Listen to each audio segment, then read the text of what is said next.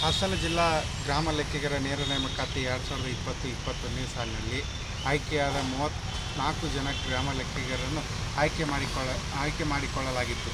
ಅದರಲ್ಲಿ ಕೆಲವೊಂದು ಜನ ನಕಲಿ ಪ್ರಮಾಣ ಪತ್ರ ಸರ್ಕಾರಕ್ಕೆ ಸಲ್ಲಿಸಿ ಕೊಟ್ಟಿ ದಾಖಲೆ ಸೃಷ್ಟಿಸಿ ಆಯ್ಕೆಯಾಗಿ ಕಾರ್ಯನಿರ್ವಹಿಸುತ್ತಿದ್ದು ಅದರಿಂದ ಪ್ರತಿಭಾನ್ವಿತ ವಿದ್ಯಾರ್ಥಿಗಳಿಗೆ ಸರ್ಕಾರಿ ಕೆಲಸ ಸಿಗದಂತಾಗಿ ನಿರುದ್ಯೋಗಿಗಳಾಗಿದ್ದಾರೆ. ಅದರಿಂದ ಕೂಡಲೇ ಸರ್ಕಾರ ಕೆಲಸದಲ್ಲಿರುವ ಕೊಟ್ಟಿ ದಾಖಲೆ ಸಲ್ಲಿಸಿ ಹುದ್ದೆ ಗಿಟ್ಟಿಸಿಕೊಂಡವರನ್ನು ಗುರುತಿಸಿ ಅವರನ್ನು ಕೆಲಸದಿಂದ ವಜಾ ಮಾಡಿ ಅವರ ಮೇಲೆ ಶಿಸ್ತು ಕ್ರಮ ಕೈಗೊಳ್ಳಬೇಕೆಂದು ಸರ್ಕಾರಕ್ಕೆ ವಿನಂತಿಸಿಕೊಳ್ಳುತ್ತೇನೆ.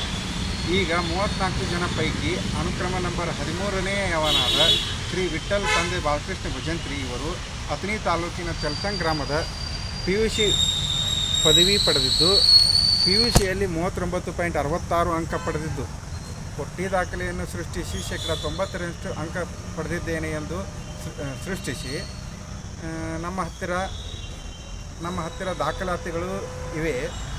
ಇದರಿಂದ ಸರ್ಕಾರ ಇದರ ಸೌಲಭ್ಯವನ್ನು ಪಡೆದುಕೊಂಡವರನ್ನು ಸರ್ಕಾರಕ್ಕೆ ಬರಮಾಡಿಕೊಂಡು ಒಳ್ಳೆಯ ಜನರಿಗೆ ಅಧಿಕಾರ ಸಿಗುವಂತಾಗಬೇಕೆಂದು ನಮ್ಮಲ್ಲಿ ಮನವಿ ಮಾಡಿಕೊಳ್ಳುತ್ತೇವೆ.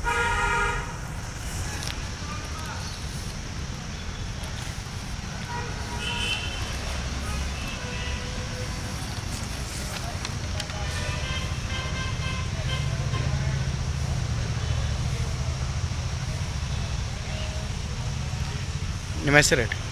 ಶಿವ ಪಾಟೀಲ್.